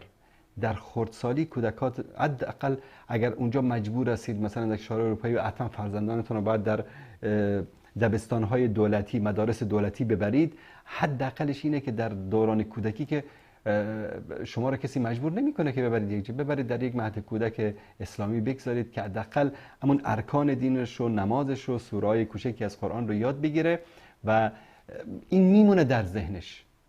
و سعی کنید هر روزی که از مدرسه میاد خونه شما مسائل دین، مسائل اخلاقی، مسائلی که جزء اولویات اعتقادی است در دین، اینا رو گوشزد بکنید. بیننده نوشتن در اروپا زندگی میکنن، خانمشون نسبت مریضی که داره با ایشون هم بستری نمیکنه و گفتن که ازدواج دوم بکنن، اجازه هم داده اما در اونجا بیشتر از یک همسر نمیشه فلان. خب این مشکل در اروپا است. یا اینکه همسر اول شما قانع بشه که رسما از شما طلاق بگیره، اما در اوراق رسمی از شما طلاق بگیره، اما در حقیقت همسر شرعی شما باقی بمونه، که نادراً این چیز رو قبول میکنن، چون که طبیعتاً وقتی که همسر رسمی شما نبود از قضایای میراث و چیزایی که در اونجا هست از اونا محروم میشه. بعد یا اینکه همسر دوم شما قبول بکنه که به عنوان همسر شرعی شما، نکاح شرعی شما بمانه اما ثبت نشه، رسمی نشه. غیر از این دیگه راه چاره‌ای نیست الا که قانون اروپا رو تغییر بدن که فکر نمی‌کنم در این نزدیکی‌ها امکان داشته باشه. دوست عزیزی نوشتن که در روسیه هستن، پاسپورت روسی دارن، به جنگ اوکراین میفرستن. خیلی تاجیک‌ها این مشکل رو دارن و خیلی هاشون برگشتن تاجیکستان. اونایی که نمیتونن برگردن تاجیکستان به کشورهای دیگری مثل ترکیه، جای دیگه رفتن، فعلا موقت دارن اونجا زندگی میکنن تا این مشکل حل بشه. اما دیگه این مجبوری است. شما که رفتید تابعیت یک کشور رو گرفتید و در جنگ رفتید در اونجا شرکت کردید، حکم شرعی این است که اگر شما در طرف ظالم باشید، که این جرم بدتر از گناه است. و امروز حقیقت این است که در جنگ اوکراین و روسیه درست که زدوبندهای شرق و غرب هست، اما روس‌ها ظالمن. در این جنگ روس‌ها ظالمن، متجاوزن. روس‌ها حمله کردن بر اوکراین. قبل از اون به جزیره قرم حمله کردن، اون رو گرفتن که اکثریت مسلمان نشین هم هستن در اونجا. در این جنگ روسیه متجاوز است، روسیه ظالم است و ایستادن در کنار ظالم در قرآن کریم منع شده. ولا ترکنوا الی الذین ظلموا فتمسکم النار. با کسانی که ظالم هستن در کنارشون نیستید، اونها رو همکاری نکنید، با اونها رو یاری نکنید. چرا؟ به شما آتش میرسد. یعنی چی؟ یعنی وارد جهنم میشوید. اگر یک انسان مسلمان در جای دید که یک کافر ظالم بر یک کافر مظلوم داره ظلم میکنه، در کدام صف بیسته؟ طبیعتاً شرع اینو میگه انسان در صف مظلوم میسته و در مقابل ظالم از مظلوم دفاع میکنه. این وظیفه مسلمان هست. اما رفتن به کشورهای کافری و گرفتن تابعیت این کشورها این پیامدها رو داره. انسان باید قبل از این چیزا فکر بکنه. اما راه حلش همین است که به یکی از کشورهای دیگر به طور موقت برید، مدتی در اونجا زندگی بکنید تا که به قول معروف آب از آسیاب بیفته و دوباره بتوانید برگردید. دوست عزیز فرمودن سلفی ها و تکفیری ها با هم فرق میکنن. برای دوست عزیز، سلفی این یک واقعیت است. سلفی یعنی چی؟ سلفی یک مذهب نیست، سلفی یک دین نیست، سلفیت یک مکتب فقهی نیست، سلفیت یک فکر است، سلفیت یک اندیشه است. سلفیت یعنی چی؟ یعنی ما پیروی میکنیم از سلف صالح امت. سلف صالح امت کی است؟ صحابه هستند، تابعین هستند، ائمه مذاهب اربعه هستند، مفسرین، محدثین، علمای بزرگ هستند. از چیزای خوبی که اونها داشتن ما پیروی میکنیم. این شخص میشه سلفی.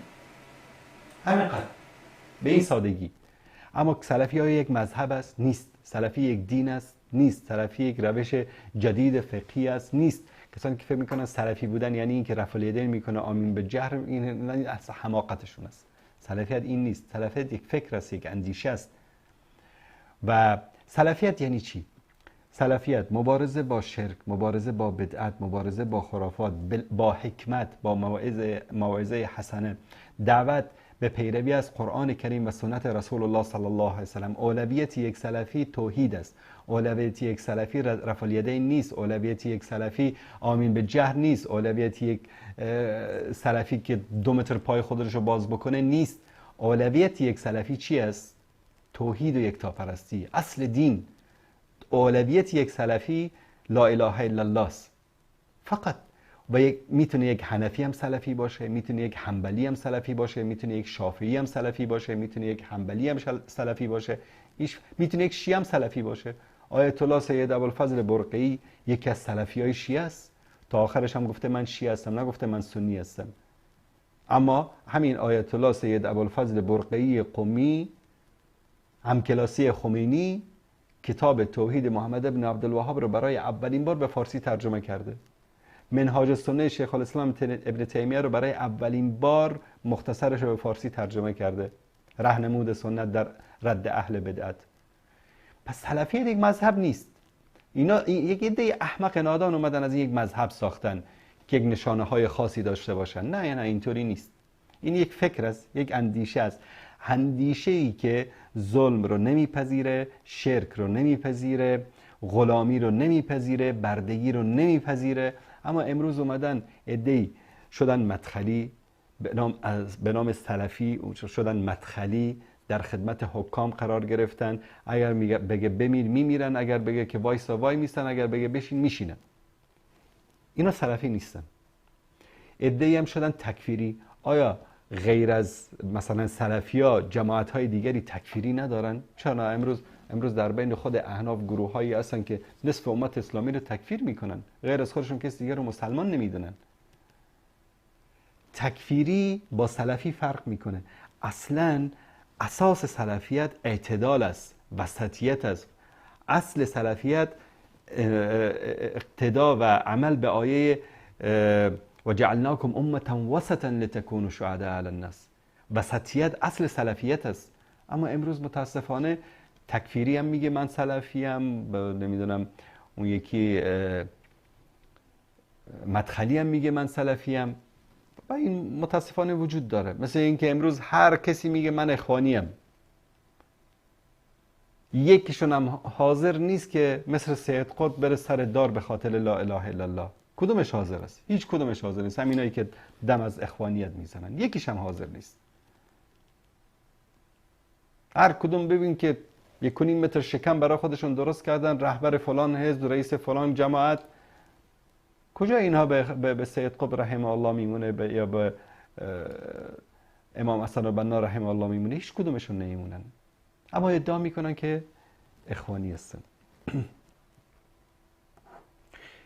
الله یاری. دوست عزیز، در بین علمای پاکستان الحمدلله شیخ احسان الله ظهیر و مولانا طارق و هزاران نفر از علما و دعوتگران پاکستانی که بسیاری از آنها به شهادت رسیدن، در زمینه مبارزه با تشیع و فعالیت‌های گسترده‌ای انجام دادن. و این امثال الله یاری چیزی نیست که بتونه در پاکستان یا در هند در بین برادران اردو زبان ما تأثیری داشته باشه. الحمدلله تأثیر نخواهد داشت. اون وقتی دید که بازارش در بین فارسی زبان‌ها کساد شد، حالا رفته در بین اردو زبان‌ها، اما این راه هم راه اشتباهه. دوست عزیز، در مورد بیت کوین و پولای دیجیتال صحبت کردن. قضیه پولای دیجیتال یکی از مشکلاتی است که ما بارها گفتیم علمای امت، خاصتا کسانی که تخصص دارن در اقتصاد اسلامی، بیان در این مورد صحبت بکنن. من تخصص ندارم در قضیه اقتصاد اسلامی و پولای الکترونیک، به خاطر همین آنچه که نظر شخصی من هست و این فتوا نیست و حکم نیست. پولهای الکترونی یک وهم است. همینطوری که این پولهای ورقی که امروز ما و شما استفاده میکنیم، ببینید پول شرعی در اسلام درهم و دینار است، طلا و نقره.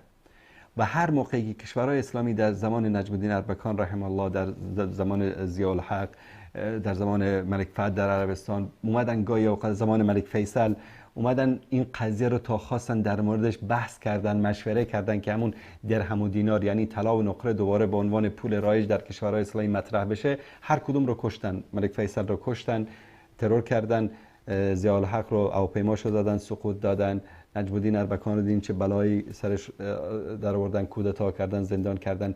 اینها از این میترسن که کشورهای اسلامی دوباره همان پول اصلی و حقیقی رو که طلا و نقره هست، اون رو به عنوان پول رایج و معاملات بانکی و معاملات روزمره در زندگی مسلمان ها رایج بشه. چرا؟ قبل از سقوط خلافت عثمانی اومدن خانواده روچلد، فکر کنم یک خانواده یهودی بریتانیایی اصل هستن، اینها همین قضیه پول کاغذی رو مطرح کردن. امروز خیلی خنده‌دار است. شاید تصور نکنید الان شما مثلا در جیبتون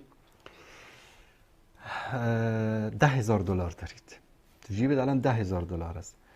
میدونید که ارزش این $10,000 شما چی است؟ کاغذ. اینطور کاغذ است. هیچ ارزشی نداره.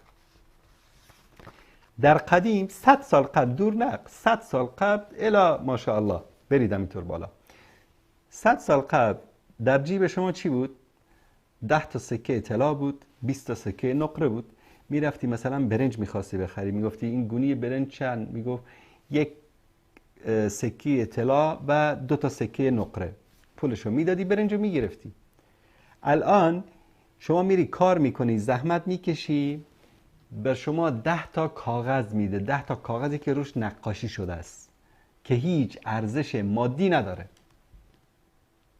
الان همون ارزش معنوی خودش هم داره از دست میده، چون که الان دیگه پول نمیده به شما کسی، به حساب شما میزنن. شما با کارت میری، با ماستر کارت، با ویزا کارت، با چیز، چون همه اینام کمیسیونش میره به جیب غرب، میری خرید میکنی از بازار. شما میری در شهر خودت از حکومت خودت حقوق میگیری، میری در سوپرمارکت کنار خونت با ماستر کارت، با ویزا کارت میری خرید میکنی، کمیسیونش میره به جیب کی؟ بانک‌های آمریکایی. این یک نوع سیطره به اصطلاح بانکی بر همه اقتصاد جهانی است. امروز میبینید دلار میره بالا، اقتصاد ترکیه و نمیدونم فلان کشور اسلامی نابود میشه. چرا؟ چون همه چیز مرتبط است با آنها. یک نمونه دیگه بدم. شما مثلا الان در دوشنبه در کابل، در تهران نشستی تو خونت، برادرت زنگ میزنه مثلا بهت میگه برام $1,000 بفرست. برادرت کجاست؟ در تاجیکستان مثلا در خوجند است، در افغانستان در قندار است، در ایران در اصفهان است. شما میای از طریق وسترن یونین براش پول میفرستی. این پول اول میره به آمریکا، در نیویورک کمیسیونش اخذ میشه، از اونجا فرستاده میشه به اصفهان یا به قندار یا به خوجند. چرا این دور رو میزنه؟ چون اونا مسیطر هستن به این معاملات بانکی. به همین دلیل راه حل برگشتن امت اسلامی به مجد و عظمت و اقتصاد واقعی و حقیقی این است که دوباره همون پولهای درهم و دینار یا طلا و نقره پولهای رایج بشن در جوامع اسلامی و مردم از اونها استفاده بکنن به جای استفاده کردن از این پولهای کاغذی. الان آوردن پول دیجیتال، بیت کوین و نمیدونم فلان. الان این از این کاغذی هم بدتره. این اصلا چیزی وجود نداره. یک سری ارقام اعداد دیجیتالی است. آقا شما میبری $100,000 میدی، به شما مثلا 100 تا شماره میفروشه. این شماره رو شما به من میفروشی، من به اون میفروشم. وهم داریم میفروشیم. داریم با وهم معامله میکنیم. یکیش در ترکیه همینطور باز کرده بود مثل بیت کوین که بعداً یک شب غیبش زد، فرار کرد رفت اروپا، میلیون ها نفر در به در شدن. بعد دستگیرش کردن و آوردن. آقا وهم میفروخت. شما 1000 لیر بده، در مقابل به شما مثلا من 500 تا از این پول دیجیتال میفروشم. چنان بازارش گرم بود که مردم اومدن خریدن. این فروش وهم است. به نظر من این هیچ وجهه شرعی نداره. اوهام است اینا همش. سعی کنید از این چیز خودتون رو به دور بکنید، از این بیت کوین و نمیدونم از پولای دیجیتال که غیر از دردسر چیز دیگری برای شما نخواهد داشت. تشکر میکنم از تقریبا میشه گفت همه سوالاتی رو که دوستان فرستاده بودن جواب دادیم. بیننده عزیز از ایران، سلام علیکم، بفرمایید.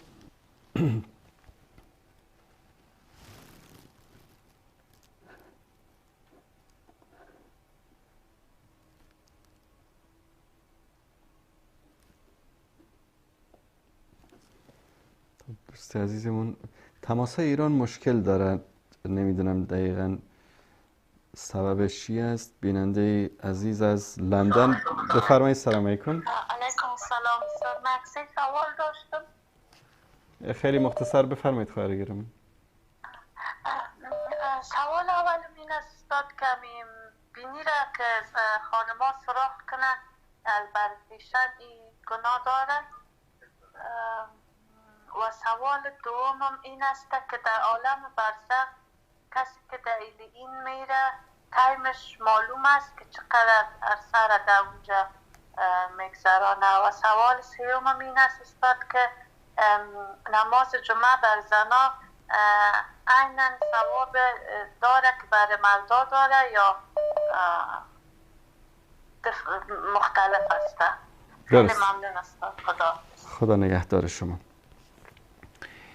سوراخ کردن بینی اگر برای زینت باشه در بعضی از جوامع معمول هست، طبق همون حدیثی که ام المؤمنین عایشه صدیقه رضی الله تعالی عنها، حدیث نه روایتی که از حضرت عایشه است، کسی زنی میپرسه که ما در یعنی برای زیبایی خودم، زیبا جلوه دادن خودم نزد شوهرم چیکار بکنم؟ گفت اگر بتونی چشمانت رو در بیاری و دوباره سر جایش قشنگتر از اول بگذاری این کار رو انجام بده. خب بعضیا به این استناد میکنن که نمیدونم این جراحی زیبایی و فلان اینا جایز است.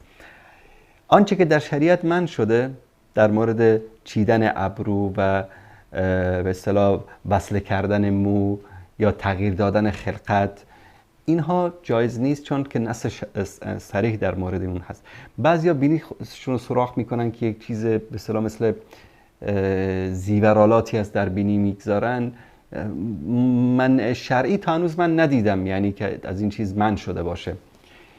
در مورد برزخ این سوالاتی است که هیچ کس نمیدونه خواهر گرامی که انسان در برزخ چقدر میمانه. یکی امروز میمیره چقدر میمانه، یکی فردا میمیره چقدر میمانه. اما اصل بر این است که مدت طولانی در اونجا انسان ها میمانن در عالم برزخ تا که قیامت میشه و حساب و کتاب و اینها. اما برای انسان خوب باقی از باغهای بهشت خواهد بود، برای انسان بد چاله‌ای یا گودالی از جهنم خواهد بود. انسان خوب مانند خواب عروس میگن بخواب تا وقتی که قیامت برپا میشه و انسان بد اونجا عذاب میکشه و اینا. در مورد نماز جمعه ببینید، در مورد اعمال صالح که انسان‌ها انجام میدن در این نیست که فرقی باشه بین زن یا بین مرد که الله سبحانه و تعالی فرق قرار داده باشه. اینجا این آیه رو دقت بکنید. الله سبحانه و تعالی در سوره نساء آیه 124 دوستان نشون بدن: و من یعمل من الصالحات من ذکر او انثى وهو مؤمن فاولئک یدخلون الجنة ولا یظلمون نقیرا. کسانی که از مرد یا زن اعمال صالح انجام بده، نگفته که والله اگر زن فلان عمل صالح رو انجام داد کمتر از مردی که همان عمل صالح رو انجام داده اجر و پاداش میگیره.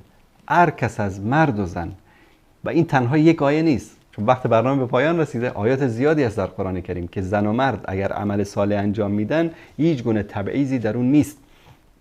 بعضی از اعمال شاید ویژه مردها باشه که زنها نمیتوانن انجام بدن یا اگر یعنی تعداد اندکی میتوانن انجام بدن، اما این به این معنی نیست که زن در مرتبه و درجه پایینتری از نظر اجر و پاداش قرار داره.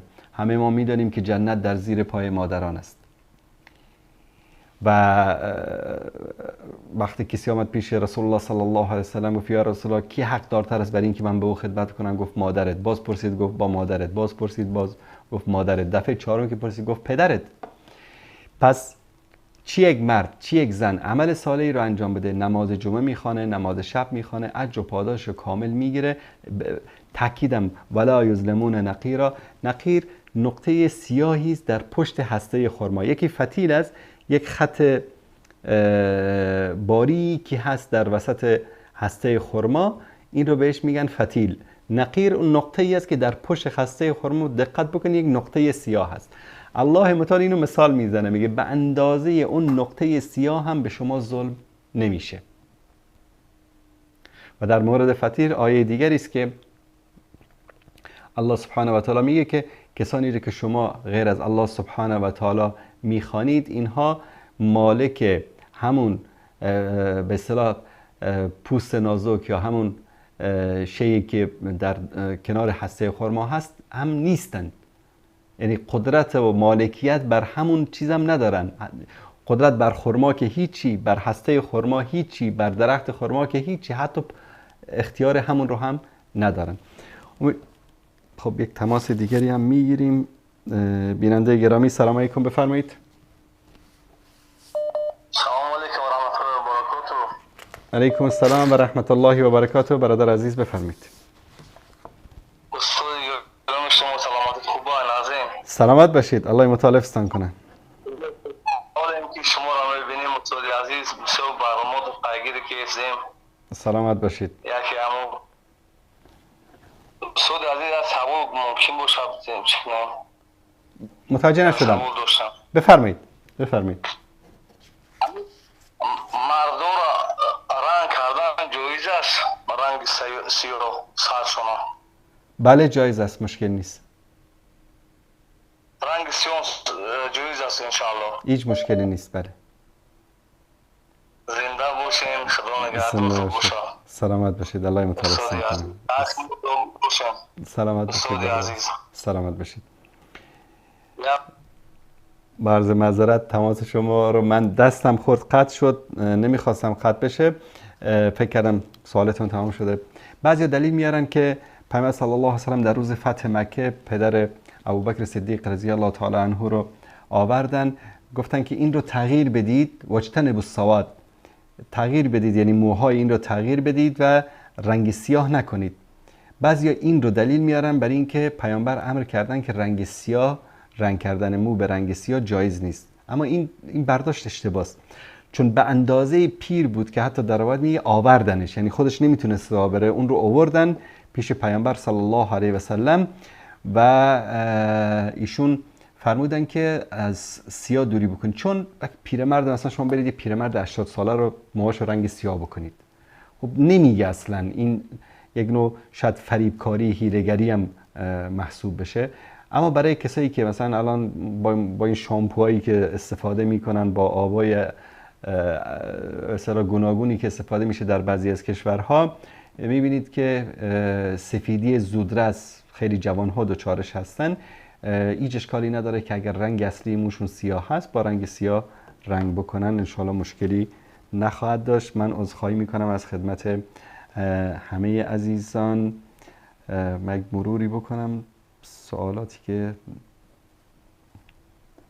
ناخن گرفتن وضو رو باطل می کند. نخیر، ناخن گرفتن وضو رو باطل نمی کند. پوشیدن انگشتر چه حکم دارد؟ پوشیدن انگشتر، طلا و نقره برای زن هیچ مشکلی نیست، از هر نوع فلزی که باشه اشکالی نداره. برای مرد پوشیدن انگشتر طلا برای مرد جایز نیست. ریش گذاشتن واجب است. رسول الله صلی الله علیه و سلم تاکید کردند. 3 حدیث صحیح و صریح به الفاظ مختلف در این مورد آمده که ریش بگذارید، ریش خودتون رو نتراشید، با مشرکین مخالفت بکنید، سیبیلاتون رو کوتاه بکنید، ریش‌هایتون رو بلند بگذارید. این واجب است، چون تاکید خیلی شدیدی شده. سنت رسول الله صلی الله علیه و سلم هست، اما حکم ریش گذاشتن واجب است.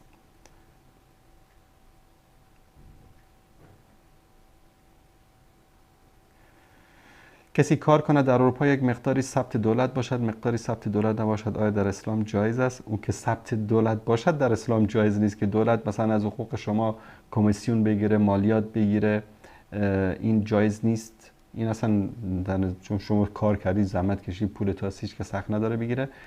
و اینکه انسان بدون اینکه ثبت در دولت کار بکنه اشکالی نداره، مادام اینکه براتون جنجالی ایجاد نکنه، مشکلات قانونی ایجاد نکنه. کسی نوشته من تازه مسلمان شدم، میخوام بدونم کدوم مذهب درسته. ببینید من لحظاتی پیش صحبت کردم، مثلا مذهب مطرح نیست در اسلام، مذهب اهمیتی نداره.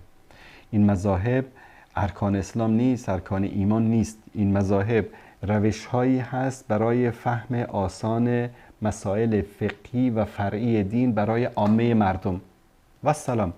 و اینکه کسی بگه 4 مذهب است در اسلام، حرف باطلیه، اصلا غلط است. هر کسی این حرف بزنه اشتباه میکنه. در اسلام 4 مذهب نیست. 4 مذهب فقهی بزرگ هست، پیروان زیاد دارن، اما تا دلتون بخواد مذاهب است. هر امام مسجد میتونه مذهبی داشته باشه، هر امام مسجد. ببین مذهب چی است؟ مثلا چطور ساده بگم خدمت شما میخواهید که از پایتخت کشورتون برید به یک شهر دیگه، یکی با هواپیما میره، امکاناتشو داره، پولشو داره، بلیط هواپیما میره با هواپیما، یکی با قطار میره، یکی با اتوبوس میره، یکی با تاکسی میره. همه اینها سفر کردن، لکن با وسیله های مختلف. مذهب همینطور یک چیزی است، شما رو به همون اصل و اساس دین، رکن دین میرسانه، اما شاید به وسیله های مختلف، به اشکال مختلف که در اصل هیچ فرقی در اصول و ثوابت با هم دیگر ندارن. یعنی مذاهب اهل سنت در مسائل اعتقادی با هم تفاوت ندارن، در مسائل شرک توحید با هم اختلاف ندارن. یعنی امکان نداره که مثلا خواستن غیر خدا در مذهب حنفی ناجایز باشه، در مذهب شافعی جایز باشه. این مسئله متفقان علیه است، هیچ کدوم مشکلی با هم ندارن در این مسائل. شاید در بعضی تعریفات بعضی از مسائل مثل ایمان و این چیزا در فروعات تعریفش مشکلاتی یا اختلافاتی وجود داشته باشه، اما در اصل و اساس، در اصول دین، در اصول اسلام، در ارکان اسلام، در ارکان ایمان با هم هیچ تفاوتی ندارن و همه متفق هستن. فقط هر کسی، هر امامی، هر مجتهدی مذهب خاص خودشو داره. مثلا امام ابو حنیفه که امروز میگن مذهب حنفی، شاگردش امام ابو یوسف و امام محمد شیبانی در بیش از 80% از مسائل مذهب با امام ابو حنیفه مخالفت کردن، مذهب خاص خودشون رو دارن. اما چون که اینها شاگردان امام ابو حنیفه بودن و کسانی که بعد از امام احمد و اینا، محمد و اینا آمدن، اینها هم شاگردان اینها محسوب می شدن، به خاطر همین اسم گذاشته شد مذهب حنفی، در حالی که شما در مذهب حنفی برید بگردید 99% آرایی که فعلا در مذهب حنفی وجود داره هیچ کدومش اصل و اساسی از امام ابو حنیفه نداره. متوجه شدید؟ مثل این که خمینی اومد جمهوری اسلامی رو درست کرد، میگن مؤسس جمهوری اسلامی خمینی، منسوب میشه به خمینی، اما بعد از خمینی چه کسایی اومدن، چه تغییراتی در اینجا اومدن، همه به اسم چی تموم شد؟ به اسم جمهوری اسلامی تموم شد. دقیقاً مثل این، حالا این مثال ساده خدمت شما عزیزان بیان کردم و اینا هیچ مهم نیست. شما پیرو قرآن و سنت باشید و لازم نیست که حتما یک مذهب خاصی داشته باشید. هر کس اومد در مورد احکام دینتون با دلیل از قرآن و سنت برای شما پاسخ داد، حرفش رو قبول بکنید و لازم نیست که تعصب به یک شخص و به یک مذهب داشته باشید.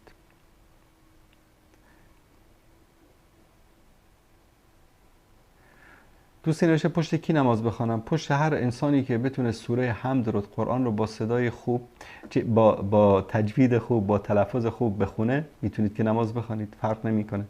حتما لازم نیست که امام باید حتما جناب حضرت مولانا شیخ الاسلام مد ظله العالی باشه، نه. هر مسلمانی که قرآن خواندن بلد باشه میتونه که پیش نماز بشه و بقیه پشتش نماز بخوانن. اما در پیش نماز شدن یک نکته شروطی وجود داره در نظر بگیرید. میگن اقرأ القوم، یعنی هر کسی که قرآن بیشتر حفظ داشته باشه حقیت، اولیت، اولویت در امامت بر اوست، او باید امام بشه.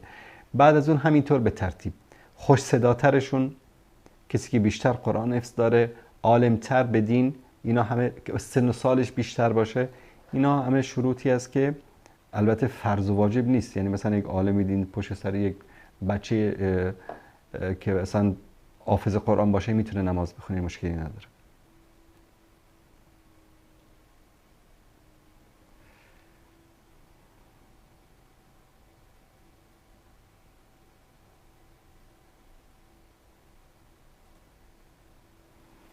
بیننده نشان در قرآن ایجاد فرقه و مذهب صراحتا ممنوع شده.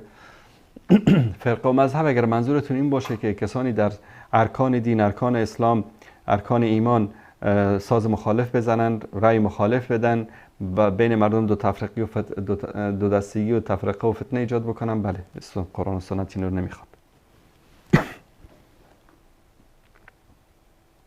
شماره تماس به طور متواتر مصرف، چون به طور متواتر مردم زنگ میزنن برادر عزیز.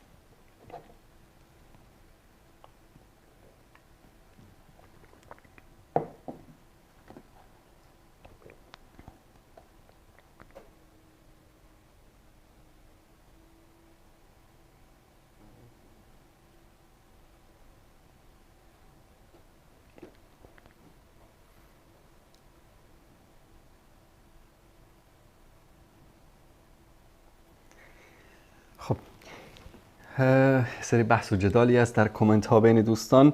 به هر صورت تا فرصت دیگر و برنامه دیگر که باز هم با این برنامه منبر شما عزیزان، منبر کسانی که هیچ منبری ندارن که صداشان رو به گوش مسلمانان رو به گوش مسئولین در کشوراشون برسانن، این منبر شما عزیزان هست. سعی کنید خواهشاً سوالات شرعیتون از طریق واتساپ بفرستید، جوابتون رو در طول هفته دریافت خواهید کرد به صورت کتبی یا صوتی.